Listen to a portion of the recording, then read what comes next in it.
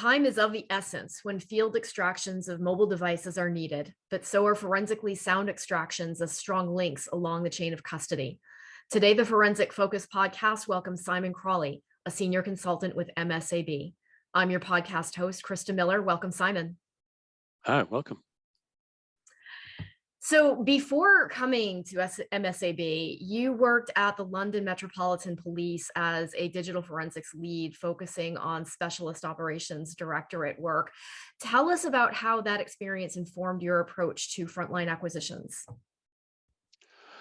Well, at a very early stage, way back in 2010, my work recognized the value of mobile phone extractions and the data the mobile phones contained, and how useful that data was in informing decision making for investigating crimes. And we were spread over a geographical area, which meant that when I went to the digital forensics lab, we said, well, we need your assistance, but we need you 24/7 because we run operations 24/7.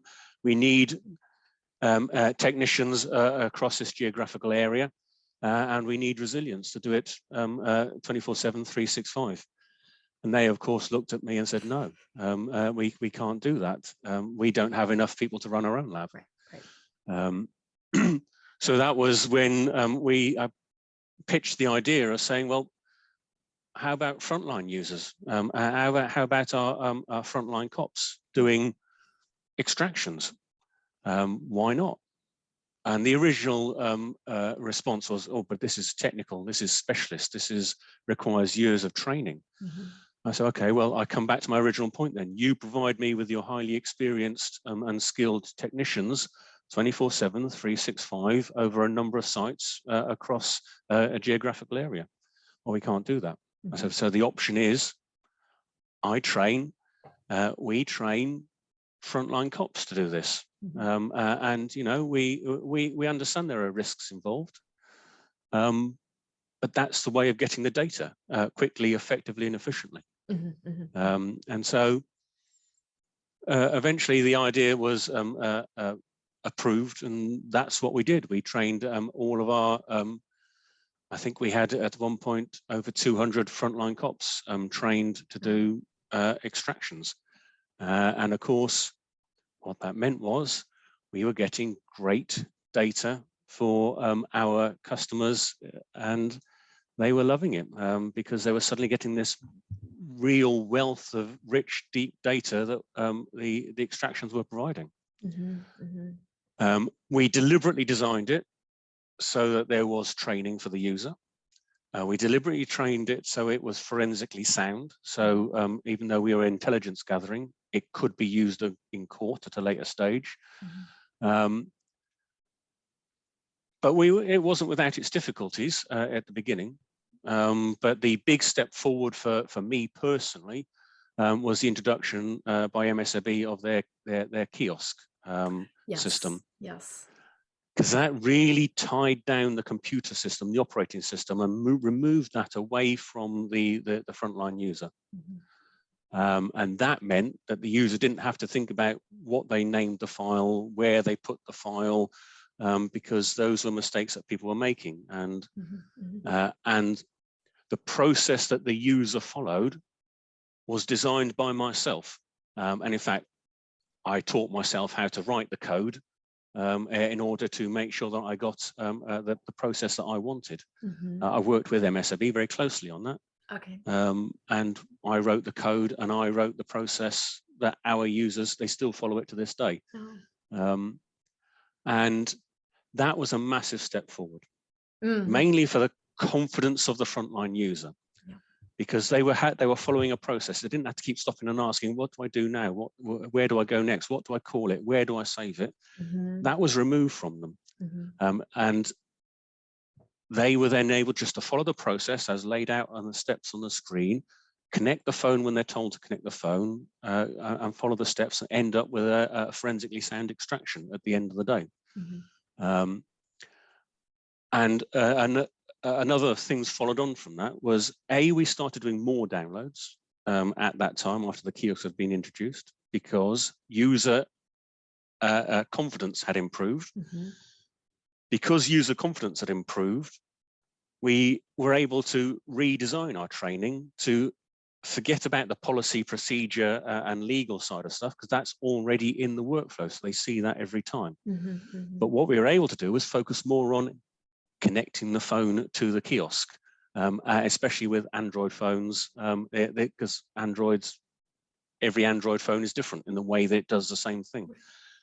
So we were able to focus on training our users on how to do the actual extraction rather than the legality and the proportionality and the processes that was all part of the original training, because that's all in the workflow. And of course, that then also freed up my time and my small team's time, because we were no longer having to firefight and problem solve and answer calls, because user confidence had improved. And at the end of the day, what we were getting was a lot more downloads that were error-free for our customers, which has got to be a good thing. Yeah, I'm wondering. I mean, it sounds like there's been a certain evolution of this, because what I've been hearing from a lot of labs over, I mean, across countries and over time, is that the backlog problem is just getting worse. That problem that you described earlier of not having that 24/7, 365 availability. How is this continuing to evolve? I mean, I'm thinking as you're talking of the backdrop of standardization in the UK, efforts to make sure that everybody's following the same process. What's the balance, or how have you been able to achieve the balance between these custom needs of different forces and workflows per operational requirements, and then the quality standards that can withstand scrutiny and increase confidence? Yes, the aim of our ecosystem is to have an integrated approach. And so you have the kiosk, you have the tablet, you have a centralized management system. And the aim is to try and alleviate some of the pressure on the labs. Because for the way that I think is that if you have an experienced lab technician that you've invested a huge amount of time, effort, and money training, they've developed themselves, they've got the experience, and then you go to them, well, I'm investigating a drug dealer, could you just get calls, contacts, SMS out of this phone for me, please? And they're going to look at you and go, thanks, I did 5 years training to do this. And you know, and as an agency that's dealing with these, you're going to say, well, is that the best use of that highly experienced, highly trained technician's time? Is that the best use for our money investing?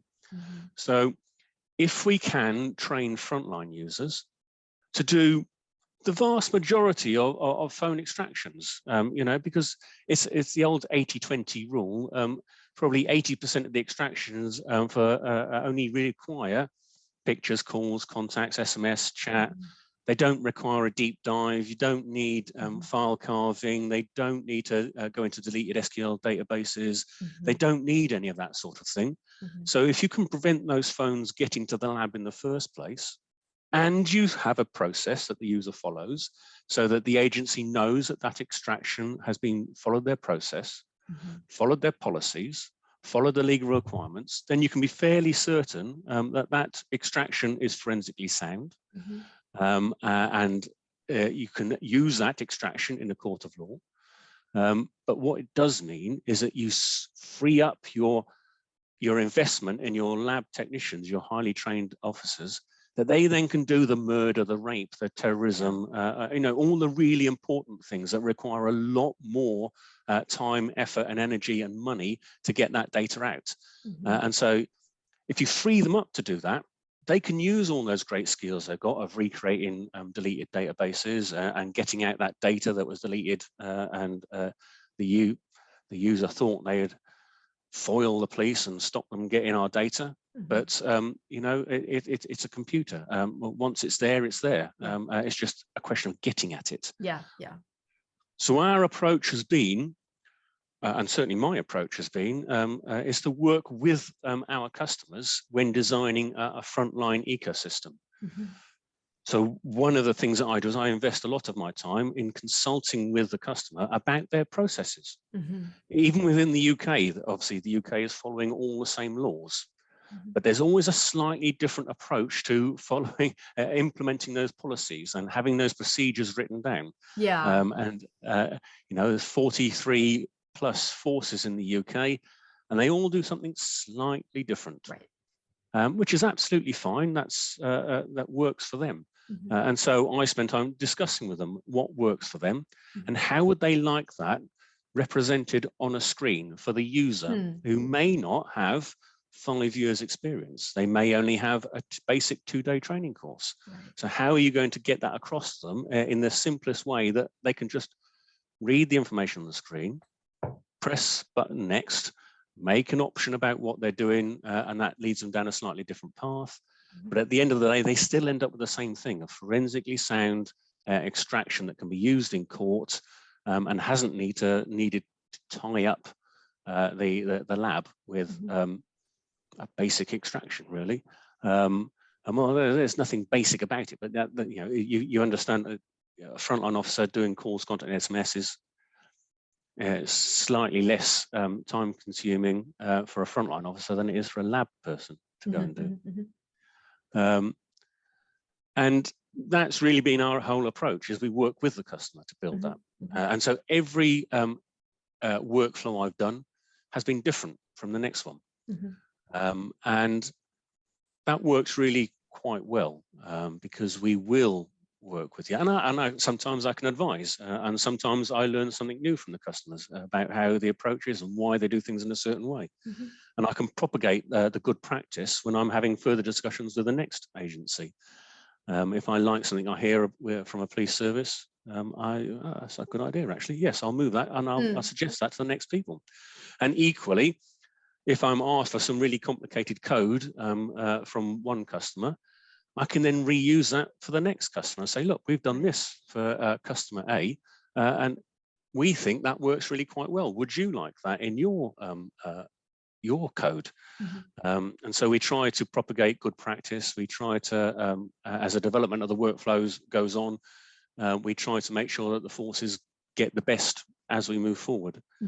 But you're sorry, you're having to do this within, I imagine, the remit of the forensic science regulator and those efforts to use ISO 17020, I think, for field forensics. Like, how is that? Like, how are you able to make sure that the forces are doing what they need to within their own workflow, but still within the sort of broader umbrella of the regulator's work? Yeah, the regulatory environment in the UK is challenging, and rightly so. It is incumbent on police to act lawfully and proportionally at all times. And so we work with we ask them if they're following 17025, what is it they've written down? What is their process, and how can we make sure that that does apply and works for them? And it's a consultancy. I sit and talk with people and I just discuss the options that they have. Say, if you want to do this, then you have option A, B, and C. A will work for you, but it may not fit in quite so nicely into 17025. B works not so well, but it actually fits better with the Information Commissioner's Office and the limiting of the data. C, and it's a process that I will offer the options available to the customer and sit and discuss them. And we have developed a number of iterations of trying to fit in with the proportionality of data. Our first iteration we did about 5 years ago now, so we were quite ahead of the game in terms of what we call dynamic triage, where the user selected the artifacts that were then presented in the final extraction file. But we've recently, working with the ICO's office, sat with them and tried to make it quite clear that getting artifacts out of a mobile phone isn't a surgical process. There is bound to be a small amount of collateral intrusion, but we'll do what we can to limit that collateral intrusion. And we've developed a new extraction profile, which is available, which is much more in line with the ICO's office and their aspiration to only pick out certain bits of data. So we now can select the artifacts to be extracted within a time scale, whether that be 24 hours, 1 week, 1 month, or a custom time profile that they set themselves. And we can also select the apps that you get that data from. And that data is recorded. What the user selected is recorded in the extraction log. So it shows that they were doing their best within the confines of the software available to them at the time. They were doing their best to limit that data. And of course, if you're dealing with pictures and videos, then we already have file selection, so you can be surgical and pick a picture out or a video out. But it's more about the messaging, the chat messages. They are very difficult to be surgical about because they're stored all over the place in phones, and it's difficult and challenging. But it's one of the things that MSB has stepped up to. I mean, just dealing with mobile phones is challenging. The apps change every day, so it's challenging. But we have a very good team of developers that have helped us with the extraction profiles and helped us with the workflow code to make it much more adaptable. So I can now do quite a lot to fit in with the customer's needs and requirements. And I think it's a really good product now. I mean, I liked it when I started looking at the code back in 2014, 15, whenever it was. And I think it's really it's a key component of why MSAB is so successful in frontline forensics in the UK, is because we will work with the customer. We will adapt. We can make changes, and we welcome feedback to help make that development more in tune with what customers want. And that's, I think, really quite important. I want to back up a minute to you were talking about the processes that that the frontline personnel have and proportionality in particular, and I'm wondering what the balance is again with confidence in terms of making sure that crucial data isn't being missed. You know, when you're selecting the apps or looking for the chats, especially if there's an unsupported app, for instance, how can those frontline personnel be sure that they're not missing something? That's the you don't know what you don't know type question, isn't it? It's it is about the agency actually recording down their rationale for deciding to limit extractions and their rationale for their investigation of proportional intrusion based on their current investigation, based on what they know about that suspect, and recording all of that in some way for the hindsight police to come in 10 years later and say you should have known about that. It's a very difficult one for everybody involved, but I do agree that there needs to be some proportionality. We can't just go taking everybody's data here, there, willy-nilly like we used to. But it is about the agency having a process and training their officers about, you know, what is an SMS? Is it a chat? Is it an SMS? Is it an MMS? Because the actual artifact changes its state depending on the operating system and depending on the network coverage and depending on who it's talking to. So, you know, it's a training those frontline users and giving them enough information for them to make an informed decision based on what they know about the investigation, to then be able to apply proportionality to the extraction that they're conducting.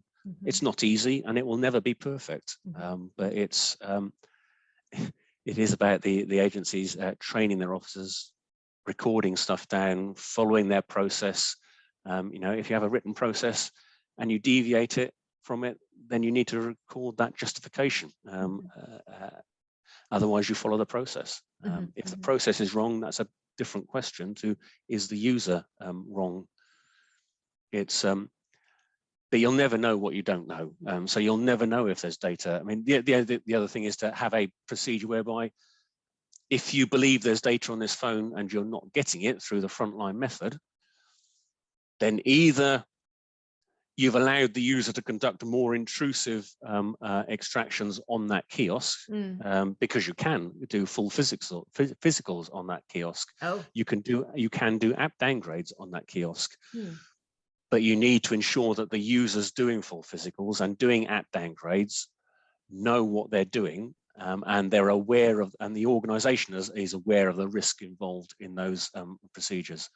Or you ask them to say, well, no, we'll finish off this extraction. We didn't get the data we want. We're going to send it into the lab to ask them for a deeper dive.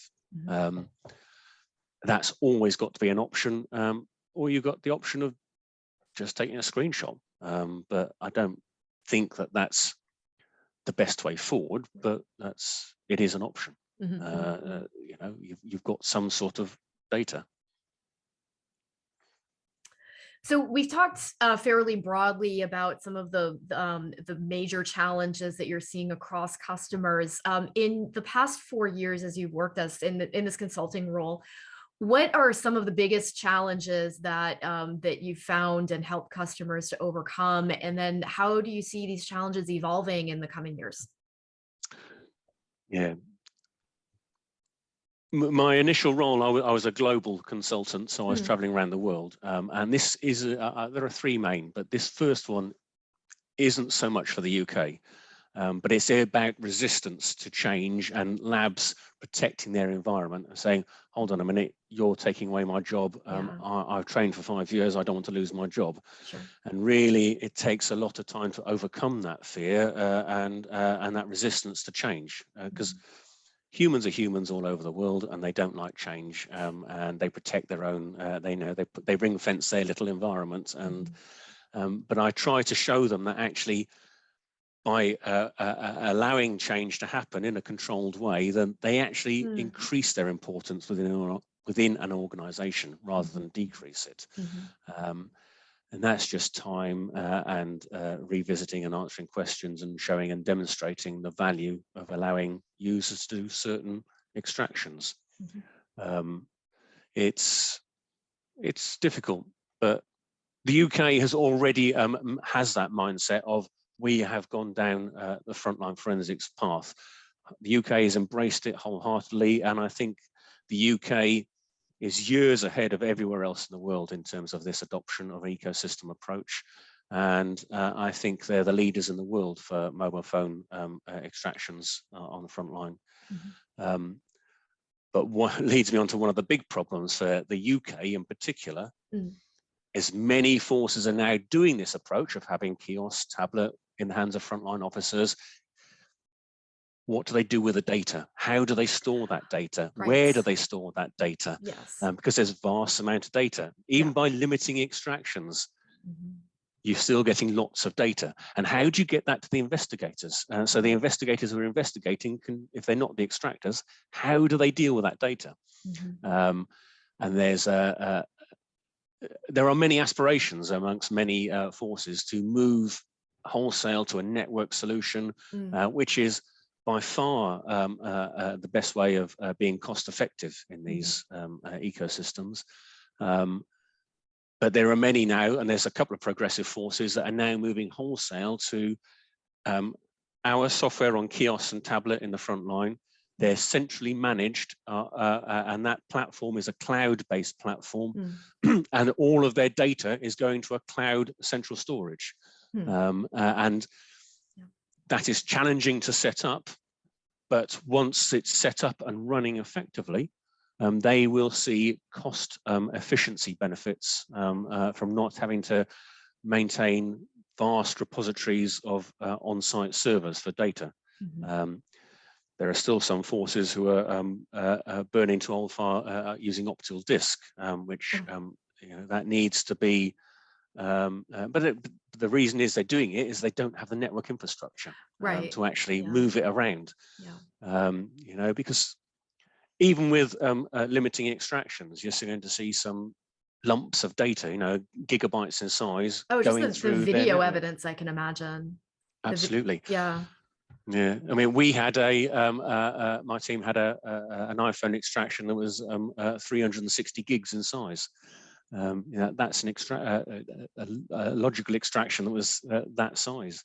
Mm-hmm. That's very hard to move across PNN infrastructure. Yeah, yeah.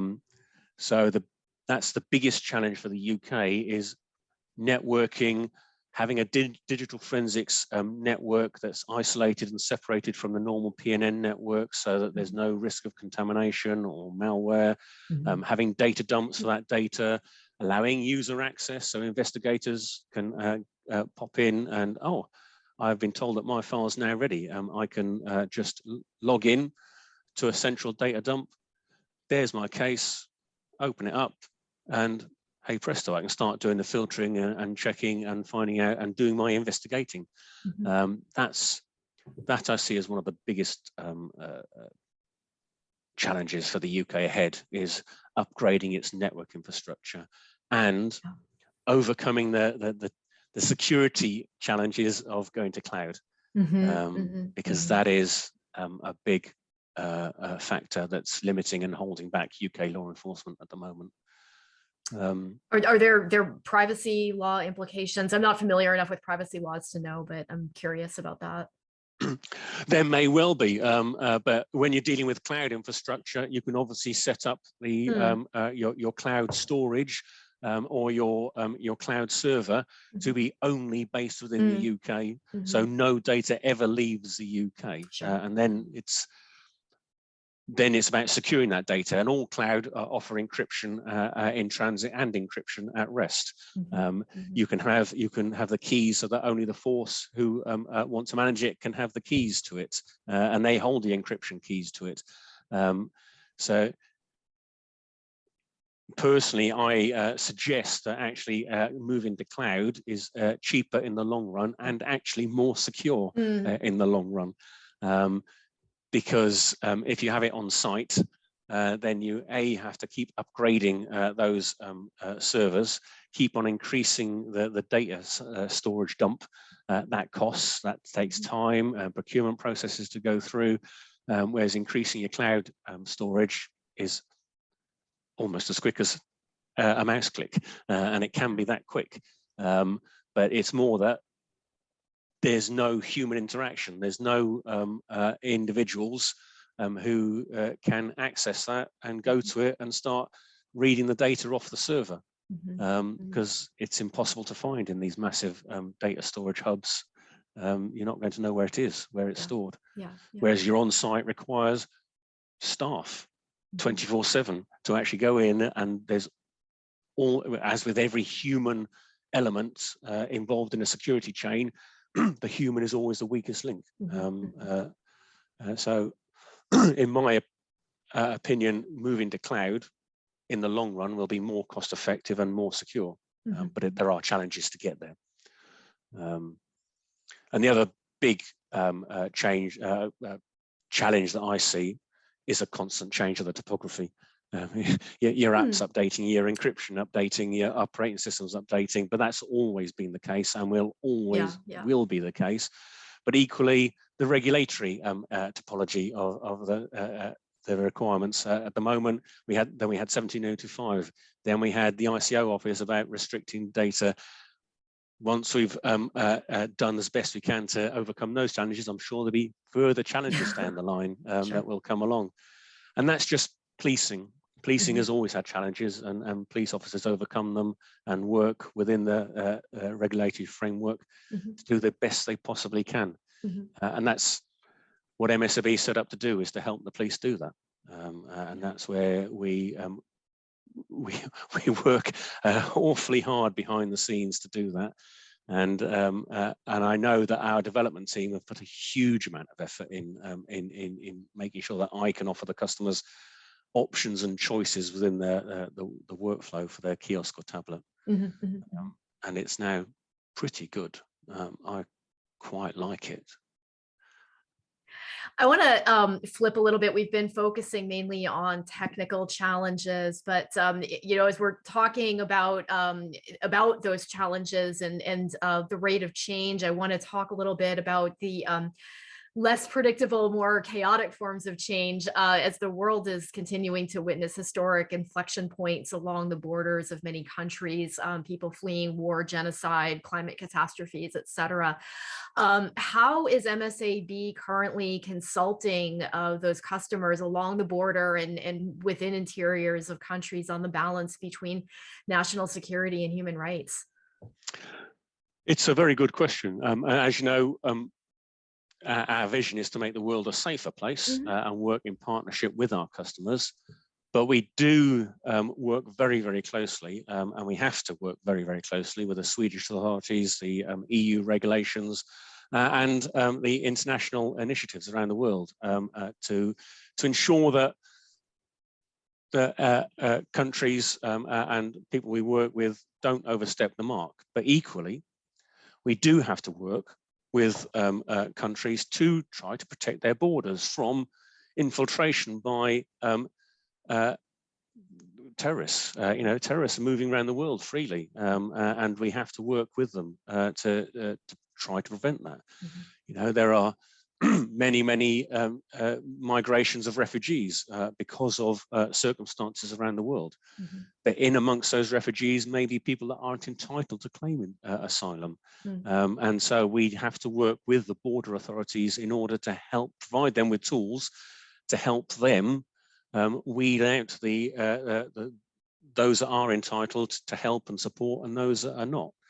So we work with the countries that have lawful, we make sure they have their lawful authority to do that. They're not just targeting anybody they don't like. We provide them with the tools and training. We will, I sit and consult with them and talk to them about what is it you want to get out of this, and how can this extraction actually help you. So we work with third-party tools. We will extract the data and we'll pass them the data, and they do fast time analysis on things such as where was the phone bought, where are the user's contacts, where are they all from. So for example, if they say they're from country A, but all of the contacts are from country B, and the phone was bought in country B, and all the networks are in country B, and all the calls and the country codes are to country B, then there's a good chance that person isn't from country A, as they say. We're not going to say it's definite, but we're going to say this is the analysis, this is the tools that we provided you with, we've given you this. You make your decision based on what you know and all the other factors that you pull into the case, such as most people trying to cross borders either lawfully or unlawfully will ditch their ID documents. So it's very difficult. But we will provide them with the tools that we can to do fast time extractions. And we'll work with third-party systems to help the deep analysis of that, to help give them the information to make an informed decision. At the field level of this question, I want to go back to something you said earlier about making sure that the frontline personnel are trained properly. Frontlines in these kinds of situations are high pressure environments. How do you adapt the training, I guess, to make the kinds of decisions that reflect that delicate balance between security and human rights? It's difficult. It's about, we will work with the agency involved and say, well, you need to train people on this, this, and this. If you've built your workflow correctly, then the proportionality side, there should be information on the screen to direct the user about what to do.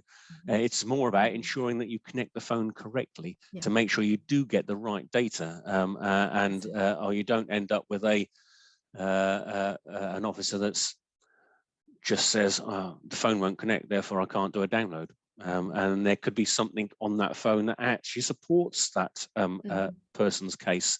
Because it's not always about disproving that somebody, so it's not all about proving that somebody isn't entitled. Right. It can also be used to prove that that person is entitled. Of course.